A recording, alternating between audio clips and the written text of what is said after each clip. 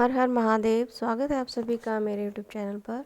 आज मैं आपको सोमवार व्रत की कथा सुनाऊंगी। तो चलिए सुनते हैं इस कथा को। सोमवार व्रत की विधि जान लेते हैं। सोमवार का व्रत साधारणतः दिन के तीसरे पहर तक होता है। व्रत में फलाहार या पारण का कोई खास नियम नहीं है, किंतु यह आवश्यक है कि दिन रात में केवल एक समय भोजन करें। सोमवार के व्रत में शिव जी और पार्वती जी का पूजन किया जाता है। सोमवार का दिन भगवान शंकर को समर्पित है। इस व्रत को करने से भक्त की सभी मनोकामनाएं पूर्ण होती हैं। तो चलिए सुनते हैं सोमवार व्रत कथा। एक नगर में एक धनवान साहूकार रहता था, जिसके घर में धन की कभी कमी नहीं थी, परंतु उसको एक बहुत बड़ा दुख था कि उसके कोई पुत्र नहीं था। वह ऐसी चिंता में दिन रात लगा रहता था। वह पुत्र की कामना के लिए प्रत्येक सोमवार शिव जी का व्रत व पूजन किया करता था। तो सायंकाल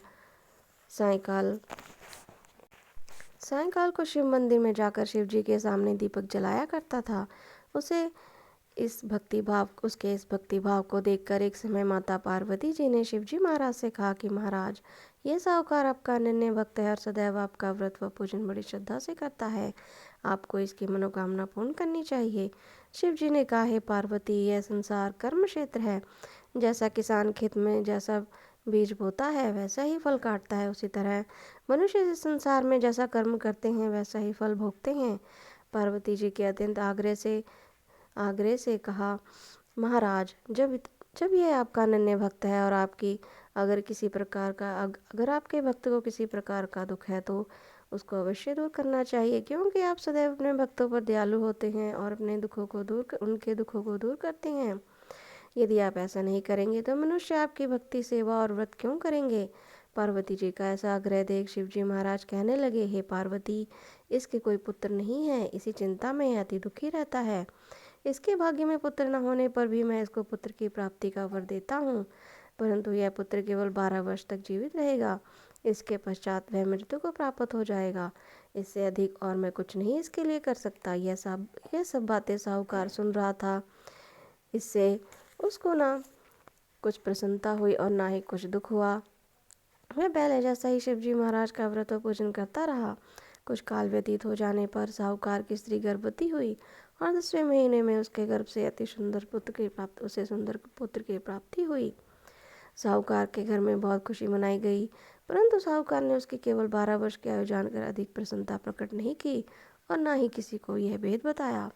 जब वह बालक 12 वर्ष का हो गया तो उस बालक की माता ने उसके पिता से विवाह आदि के लिए कहा, तो साहूकार कहने लगा कि अभी मैं इसका विवाह नहीं करूंगा, अपने पुत्र को काशी जी पढ़ने के लिए भेजूंगा। फिर साहूकार ने अपने साले अर्थात बालक के मामा को बुलाकर उसको बहुत सा धन देकर कहा, तुम इस बालक को काशी जी पढ़ने के लिए ले जाओ और रास्ते में जिस स्थान पर भी जाओ यज्ञ तथा ब्राह्मणों को भोजन कराते जाओ। वे दोनों मामा भांजे यज्ञ करते और ब्राह्मणों को भोजन कराते जा रहे थे।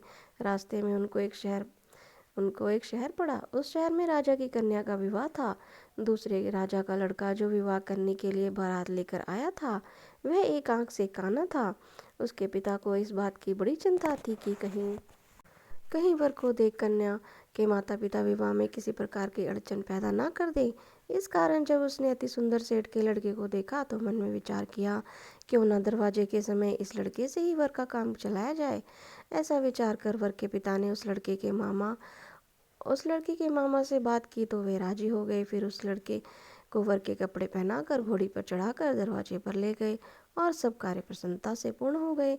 फिर वर के पिता ने सोचा कि यदि विवाह कार्य भी इसी लड़के से करा लिया जाए तो क्या बुराई है।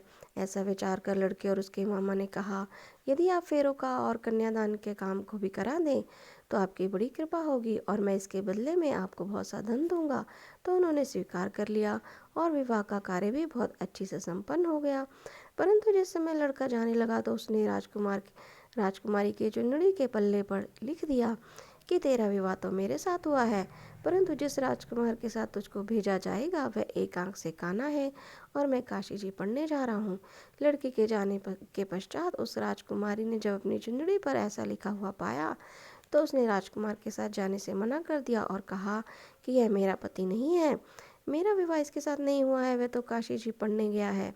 राजकुमारी के माता पिता ने अपनी कन्या को विदा नहीं किया और बारात वापस चली गई। उधर सेठ का लड़का और मामा काशी जी पहुंच गए। वहां जाकर उन्होंने यज्ञ करना और लड़के ने पढ़ना शुरू कर दिया। जब लड़के की आयु 12 साल की हो गई, उस दिन उन्होंने यज्ञ रच रखा था कि लड़के ने अपने मामा से कहा, मामा जी आज मेरी तबीयत कुछ ठीक नहीं है। मामा ने कहा, अंदर जाकर सो जा। लड़का अंदर जाकर सो गया और थोड़ी ही देर में उसके प्राण निकल गए।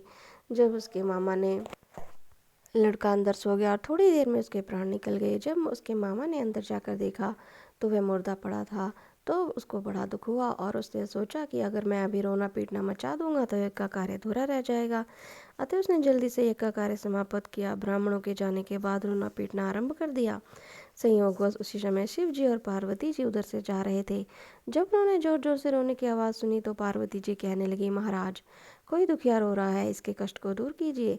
जब शिव जी पार्वती ने पास जाकर देखा तो वहाँ एक लड़का मुर्दा पड़ा है। पार्वती जी कहने लगी, महाराज ये तो उसी सेठ का लड़का है जो आपके वरदान से हुआ था। शिव जी कहने लगे, हे पार्वती इसकी आयु इतनी ही थी, वह ये भोग चुका है। तब पार्वती जी ने कहा, हे महाराज इस बालक को आयु दो, नहीं तो इसके माता पिता तड़प तड़प कर मर जाएंगे। पार्वती जी के बार बार आग्रह करने पर शिव जी ने उसको जीवन वरदान दिया। शिव जी महाराज की कृपा से लड़का जीवित हो गया। शिव जी और पार्वती कैलाश पर्वत को चले गए। तब वह लड़का और मामा उसी प्रकार से यज्ञ करते और ब्राह्मणों को भोजन कराते अपने घर की ओर चल पड़े। रास्ते में उसी शहर में आए जहाँ उसका विवाह हुआ था। वहाँ आकर उन्होंने यज्ञ आरंभ कर दिया। तो उस लड़की के ससुर ने उसको पहचान लिया और अपने महल में ले जाकर उसकी बड़ी खातिर की। साथ ही बहुत से दास दासियां सहित आदरपूर्वक लड़की और जमाई को विदा किया। जब वह अपने शहर के निकट आए तो मामा ने कहा कि मैं पहले तुम्हारे घर जाकर खबर कर आता हूँ। जब उस लड़के का मामा घर पहुंचा तो लड़के के माता पिता घर की छत पर बैठे थे और ये प्रण कर रखा था कि यदि हमारा पुत्र सकुशल लौट आया तो हम राजी खुशी से नीचे आएंगे, नहीं तो छत से गिरकर अपने प्राण दे देंगे। इतने में उस लड़के के मामा ने आकर कहा, यह समाचार दिया कि आपका पुत्र आ गया है। और उनको विश्वास नहीं आया। तब उसके मामा ने शपथ पूर्वक कहा कि आपका पुत्र अपनी स्त्री के साथ बहुत सारा धन लेकर आया है। तो सेठ ने आनंद के साथ उसका स्वागत किया और बड़ी प्रसन्नता के साथ रहने लगा। इसी प्रकार से जो कोई भी सोमवार के व्रत को धारण करता है अथवा इस कथा को पढ़ता या सुनता है, उसकी सभी मनोकामनाएं पूर्ण होती हैं। तो बोलिए हर हर महादेव, भोलेनाथ की जय हो, माता पार्वती की जय हो।